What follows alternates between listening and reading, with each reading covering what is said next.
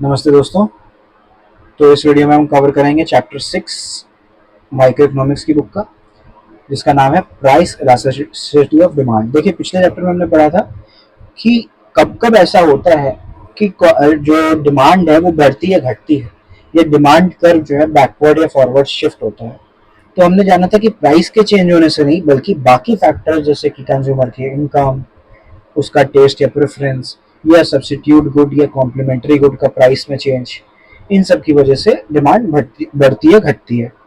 वहीं एक्सटेंशन या contraction of demand कब होता है? जब बाकी चीजें तो कांस्टेंट रहती हैं लेकिन प्राइस चेंज होता है। तब हम क्या करते हैं कि ग्राफ वही रहता है, उसमें ऊपर या नीचे हम जाते हैं प्राइस के हिसाब से। प्राइस यहाँ था तो क्वांटिटी यहाँ थी, प्राइस यहाँ हो गया तो क्वांटिटी यहाँ हो गया, यानी प्राइस घटा तो क्वांटिटी बढ़ी। देखिए, हमेशा ये कर्व बिल्कुल ऐसा नहीं बनता। कभी कभी ये कर्व ऐसा बनता है, कभी कभी ये कर्व कैसा बनता है, ऐसा बनता है, यानी 45 डिग्री की बजाय 30 डिग्री या 60 डिग्री चला जाता है ना। कुछ गुड्स ऐसे भी हैं रेयर केस के जिनका जो डिमांड कर्व है वो एकदम स्ट्रेट है, प्राइस के पैरेलल, और या फिर क्वांटिटी के पैरेलल एकदम स्ट्रेट है। तो ये जो गुड्स अलग अलग बिहेव कर रहे हैं प्राइस के हिसाब से, इसको हम बोलते हैं प्राइस इलास्टिसिटी ऑफ डिमांड। यानी कि कितना परसेंट चेंज अगर प्राइस में है तो कितना percent demanded quantity demanded change होती है। ठीक है, चलिए देखते हैं। ये यहाँ पे लिखा हुआ है, जो रिस्पॉन्सिवनेस है क्वांटिटी डिमांडेड की, अब प्राइस चेंज के हिसाब से या कंज्यूमर इनकम के चेंज के हिसाब से या अदर गुड्स के प्राइस के चेंज के हिसाब से, है ना, कितना परसेंट चेंज है, उसको हम बोलते हैं इलास्टिसिटी ऑफ डिमांड। जब ये अपने प्राइस के हिसाब से होती है तो प्राइस इलास्टिसिटी ऑफ डिमांड हो जाता है, जब ये इनकम के हिसाब से होती है तो इनकम इलास्टिसिटी ऑफ डिमांड हो जाता है, और जब ये दूसरे गुड्स के प्राइस के चेंज के हिसाब से होती है तो इसको बोलते हैं क्रॉस इलास्टिसिटी ऑफ डिमांड। ठीक है, चाहे वो सब्स्टिट्यूट गुड हो या कॉम्प्लीमेंट्री गुड हो। चलिए जानते हैं प्राइस इलास्टिसिटी ऑफ डिमांड। अच्छा, चूंकि हम क्लास 11 के कोर्स में हमारे केवल प्राइस इलास्टिसिटी ऑफ डिमांड है, इसलिए हम आगे केवल इसी को लेके बढ़ेंगे। सबसे पहले तो degree of change in demand in response to change in on price of commodity, इसको क्या बोलते हैं? Price elasticity of demand. Formula क्या है? देखिए, पहले हमने नेगेटिव लगा दिया ताकि हमारा आंसर हमेशा पॉजिटिव में आए। ठीक, क्योंकि एक चेंज जो है पॉजिटिव होगा, एक नेगेटिव होगा, तो पॉजिटिव वाला प्लस में होगा, नेगेटिव वाला माइनस में। और डिवीजन या मल्टीप्लिकेशन में जब एक चीज माइनस होती है दूसरी प्लस, तो आंसर माइनस में आने लगता है। बट हमको इलास्टिसिटी पॉजिटिव में चाहिए, तो इसीलिए माइनस उसको कैंसिल करने के लिए है। तो percentage change in quantity demanded upon percentage change in price. ठीक है, इसको हम ऐसे भी देख सकते हैं, delta Q by delta P और पी बाय क्यू। ठीक, परसेंटेज की वजह से पी बाय क्यू आ गया। एक 100 बाय 100 भी रहता है इसमें, लेकिन वो कट गया आपस में। ठीक, तो ये आपका फॉर्मूला है, इसको मैं बैक कर देता हूँ एज इट इज। पूरा आप इसे याद कर लो, क्योंकि इस पे न्यूमेरिकल्स आएंगे और न्यूमेरिकल में भी मैं ये चैप्टर दोबारा से आपको पढ़ाऊंगा। ठीक है, आप इसमें फिर भी एक बार देख सकते हैं कि देखिए, मान लीजिए पहले आइसक्रीम जो है 4 रुपीज पर कप थी। ठीक है, तब क्वांटिटी डिमांडेड केवल 1 कप थी। फिर आइसक्रीम का जो प्राइस है वो 2 रुपए पर कप से गिर गया, 2 रुपए पर कप पे गिर गया। ठीक, तो डिमांड जो है बढ़ गई 4 कप पे। ठीक, तो आप देख रहे हैं कि नया क्वांटिटी क्या है? 4 है, नया प्राइस क्या है? 2 है, और चेंज क्या है प्राइस में? 2 रुपीज का, और क्वांटिटी में 3 रुपीज का। तो यहाँ हमने इसको लिख लिया कि डेल्टा क्यू क्या है? 3 है, डेल्टा पी क्या है? 2 है ना। ये देखिए 3 कप और ये 2 रुपीज, ये माइनस में है क्योंकि पैसे घटे हैं, तो डेल्टा पी क्या होगा? -2 हो जाएगा। ठीक, और प्राइस और क्वांटिटी, पहले वाला क्या था हमारा? 4 और 1 था। पहले प्राइस 4 रुपीज था और पहले क्वांटिटी 1 रुपीज थी। ये जो पी और क्यू हम लिखते हैं यहाँ पे, हमेशा पहला वाला लिखते हैं, इनिशियल वाला, ना कि बाद वाला। ठीक, हमने यहाँ माइनस लगा लिया इस माइनस को कैंसिल करने के लिए। 4 3 12 अपॉन 1 2 2, तो 12 बाई 2 क्या होता है? 6 होता है। ये क्या हो गया? ग्रेटर देन यूनिटी हो गया। क्यों हमने ये बात लिखी ग्रेटर देन यूनिटी? क्योंकि प्राइस इलास्टिसिटी को 5 कैटेगरी में डिवाइड किया गया। अभी हम पांचों पढ़ेंगे आगे। एक होता है ईडी, यानी elasticity of demand is equal to 0। एक होता है ईडी यानी elasticity of demand is equal to infinite. एक होता है ईडी इज इक्वल टू 1 यानी कि जितना चेंज क्वांटिटी में आता है परसेंट वाइज उतना ही प्राइस में आता है, यानी परफेक्टली इलास्टिक। जितना अगर कॉस्ट आधी हो जाएगी तो क्वांटिटी डबल हो जाएगी, यानी एग्जैक्ट रेशियो में चलता है, तो इलास्टिसिटी ऑफ डिमांड 1 है। इसके अलावा 1 से 0 के बीच क्या रहेगी, ईडी इज लेस देन 1, और 1 से इनफाइनाइट के बीच में क्या रहेगी, ईडी इज ग्रेटर देन 1 यानी ग्रेटर देन यूनिटी। तो यही इन्होंने कहा कि 6 है यानी कि 1 से ऊपर है और इनफाइनाइट भी नहीं है। ठीक, ऐसे इन्होंने एक क्वेश्चन और लगाया और यहाँ पे आंसर 1 आ गया, तो ये इक्वल टू यूनिटी है।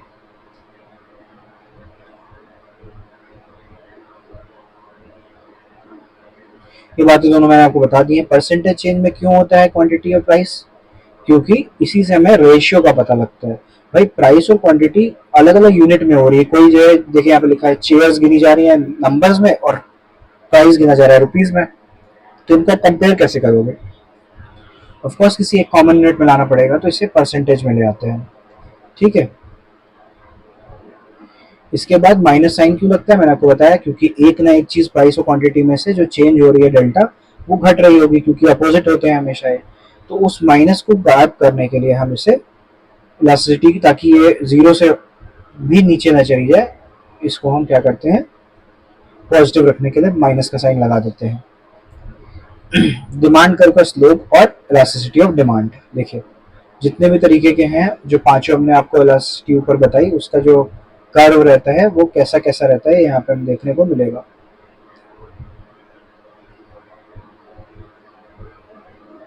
एक क्या, ईडी इज इनफाइनाइट का कर्व कैसा रहेगा, ऐसा देखिए मैंने सबसे पहले ऊपर आपको क्या बताया था, 5 तरीके के कर्व बताए थे। यहाँ मैंने आपको 1 2 3 4 5, ठीक है, यानी कि एक जो नॉर्मल हम पढ़ते हैं, ठीक, ये वाला, और उसके बाद अगर स्लाइटली बेंट है क्वांटिटी की तरफ, स्लाइटली बेंट है प्राइस की तरफ, या पूरी तरह से क्वांटिटी की तरफ पैरेलल है, या पूरी तरह से प्राइस की तरफ पैरेलल है। और यही पांचों की मैंने आपको सिचुएशन बताई थी। अब हम उसे मैच कराएंगे, ये जो पांचों हैं क्या है, उसकी सिचुएशन है, कब ऐसा हो रहा है। तो देखिए यहाँ हम इसको मैच कराते हैं और समझते भी हैं फिर से एक बार अच्छे से, कि जब परफेक्टली इलास्टिक डिमांड है यानी ईडी इज इनफाइनाइट, प्राइस में कोई चेंज नहीं आ रहा है, तब भी क्वांटिटी बदलती रह रही है, ठीक है, तो क्या है, परफेक्टली इलास्टिक डिमांड है। कुछ कमोडिटी ऐसी होती हैं जिनकी डिमांड केवल लोगों ने बोल दिया कि ये महंगा होने वाला है या ये सस्ता होने वाला है, इसी में बदल जाती है। गोल्ड देख लीजिए आप, है ना, कि प्राइस अभी वही है जो कल था, बट लोगों ने बोला कि कल बढ़ जाएगा तो इसलिए क्वांटिटी बदल गई, या लोगों ने बोला कि कल घट जाएगा, सस्ता होने वाला है, तो आज जो खरीदने जा रहे थे वो नहीं गए खरीदने, क्वांटिटी घट गई। तो क्वांटिटी कई बार बहुत ज्यादा बदलती रहती है प्राइस के ना चेंज होने पे भी, इसको बोलते हैं परफेक्टली इलास्टिक डिमांड। और वही अगर प्राइस कितना भी चेंज हो जाए क्वांटिटी में बदलाव आता ही नहीं है, तो वो होता है परफेक्टली इन इलास्टिक डिमांड, यानी ईडी इज इक्वल टू 0। ऐसा कब होता है, जैसे मान लीजिए फॉर एग्जांपल नमक, अब आपके घर में नमक जितना आता है उतना ही आएगा, अगर जो अभी 12 रुपए का नमक है वो 2 रुपए का हो जाए, चाहे वो 50 रुपए का हो जाए, है ना। प्राइस इसमें कितना भी बदल जाए, आप नमक जितना यूज करते हो उतना ही करोगे, ना ही आप नमक का यूज घटा सकते हो ना ही बढ़ा सकते हो, आपके हाथ में ही नहीं है, ठीक है। तो इसीलिए ये होता है परफेक्टली इनइलास्टिक डिमांड। कुछ कुछ ऐसे गुड्स हैं आप देख रहे हो जो ऐसी डिमांड भी रखते हैं। अब आता है ईडी इज इक्वल टू 1, ये स्ट्रेट भी हो सकता है, ये ऐसा भी हो सकता है, ठीक है। ये कब होता है, जब प्राइस कितना भी हो टोटल एक्सपेंडिचर वही रहेगा, मतलब हमारा जो इनकम है पूरा पूरा अगर उसमें जा रहा है, या हमारा एक्सपेंडिचर हमने फिक्स कर रखा है कि भाई इतने ही रुपए हम इस पर खर्च कर सकते हैं, तो उसकी क्वांटिटी आप उसी हिसाब से बदलते रहोगे जैसे जैसा उसका प्राइस बदलेगा, लेकिन आपका जो प्राइस इनटू क्वांटिटी है वो सेम बना रहेगा, ठीक है, ई ही रहेगा, P1 इंटू Q1 भी और P2 इंटू Q2 भी। ये इसे हम क्या कहते हैं कि ईडी इज इक्वल टू 1, यानी जितना परसेंटेज चेंज प्राइस में हो रहा है उतना ही परसेंटेज चेंज क्वांटिटी में भी हो रहा है, और इसीलिए जब हम इसको P by Q into delta Q by delta P करते हैं तो सब कुछ कैंसिल होके 1 बन जाता है, ठीक।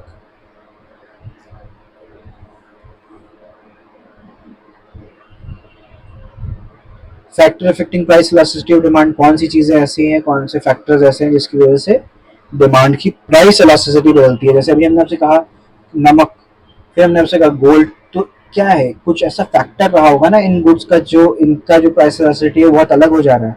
तो पहला तो नेचर, कुछ चीज़ें नेसेसिटी जैसे salt, kerosene, oil, match box, text book, seasonal vegetables, है ना, इनकी इन इलास्टिक डिमांड होती है। ये कितनी भी महंगी हो जाए, कितनी भी सस्ती हो जाए, ये हम उतनी ही खरीदते हैं जितनी हमें ज़रूरत है। वहीं पे क्या होता है, लग्जरी जैसे air conditioner, costly furniture, fashionable garment, इनकी इलास्टिक डिमांड होती है। ये अगर दो गुना महंगे हो जाए तो इनकी डिमांड एग्जैक्टली हाफ हो जाएगी, है कि नहीं। फिर जॉइंटली डिमांडेड गुड्स होते हैं, देखें अब ये नेचर की वजह से इनकी प्राइस इलास्टिसिटी बदल रही है। जॉइंटली डिमांडेड गुड जैसे ब्रेड और बटर, पेन एंड इंक, इनमें अगर एक चीज महंगी है सस्ती हो तो उतना फर्क नहीं पड़ता, पर अगर दोनों चीज महंगी है सस्ती हो तो थोड़ा बहुत फर्क पड़ जाता है, ठीक है।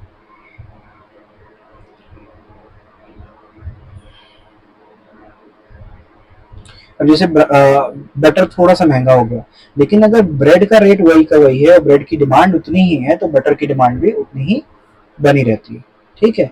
अवेलेबिलिटी ऑफ सब्सटीट्यूट, अगर बहुत सारे क्लोज सब्सटीट्यूट मौजूद हैं, जैसे टी और कॉफी बहुत क्लोज सब्सटीट्यूट है, तो ये काफी ज्यादा इलास्टिक होंगे। ईडी इज ग्रेटर देन, यहाँ पे 1 होगा, है ना, रिलेटिवली मोर इलास्टिक इनकी डिमांड होगी या प्राइस इलास्टिसिटी होगी, क्योंकि इनके क्लोज सब्सटीट्यूट मौजूद है। अगर चाय थोड़ी सी भी महंगी होती है तो उसकी डिमांड काफी घट जाएगी, क्योंकि एक क्लोज सब्सटीट्यूट कॉफी उसका मौजूद है, ठीक है।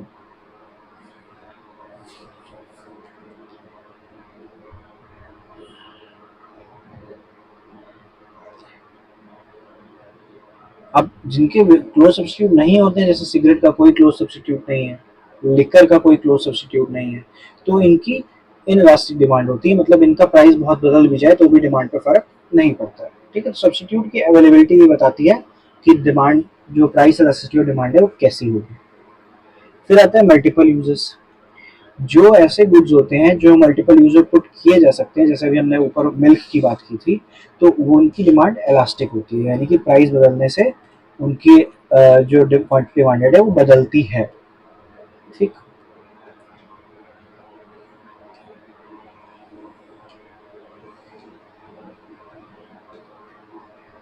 अब जैसे इलेक्ट्रिसिटी एक एग्जांपल है, इसको आप लाइटिंग के लिए भी यूज कर सकते हैं, रूम हीटिंग के लिए भी, एयर कंडीशनिंग के लिए भी, कुकिंग के लिए भी। तो अगर इलेक्ट्रिसिटी महंगी होती है तो आप क्या करेंगे कि केवल इंपॉर्टेंट पर्पज जैसे कि लाइटिंग है उसके लिए यूज करेंगे, बाकी खर्चे आप अपने घटाने की कोशिश करेंगे। तो इसीलिए इलास्टिसिटी डिमांड क्या होगी, हाई हो गई, मतलब कि थोड़ा भी प्राइस इसका ज्यादा हुआ तो क्वांटिटी डिमांडेड काफी घट गई। पोस्टपोनमेंट ऑफ यूज, कुछ चीजें बहुत ही हाईली इलास्टिक होती हैं, क्योंकि उनका जो डिमांड है वो पोस्टपोन किया जा सकता है। जैसे कि घर, आप घर बनाने जा रहे हो, ऑल ऑफ अ सडन जो है इंटरेस्ट रेट, जो जो लोन के इंटरेस्ट रेट है वो हाई हो गए, तो आप क्या सोचोगे, चलो अच्छा 2 साल बाद देखते हैं, ठीक। तो एकदम से क्वांटिटी डिमांडेड घट जाएगी प्राइस बढ़ने से। ऐसे ही क्या होता है आपका इनकम लेवल ऑफ बायर, अगर इन जनरल जो लोग हैं उनकी इनकम बढ़ रही है, ठीक है, तो क्या होगा, वो नॉर्मल गुड्स को थोड़ा ज्यादा खरीदेंगे और लग्जरी चीजों की भी डिमांड थोड़ी सी बढ़ जाएगी, जबकि इनका प्राइस वैसा का वैसा है। वहीं अगर इनकम, जो बायर बायर की जो इनकम लेवल है वो घटती है, तो ऐसे लग्जरी चीजों का जो डिमांड होगा वो घट जाएगा।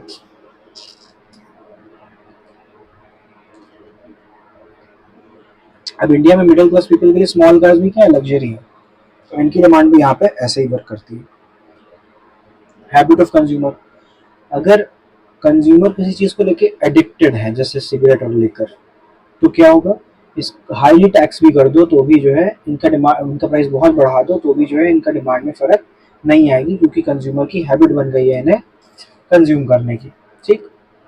तो इनकी जो डिमांड है वो इन इलास्टिक है, प्राइस से इस पर कोई असर नहीं पड़ रहा है।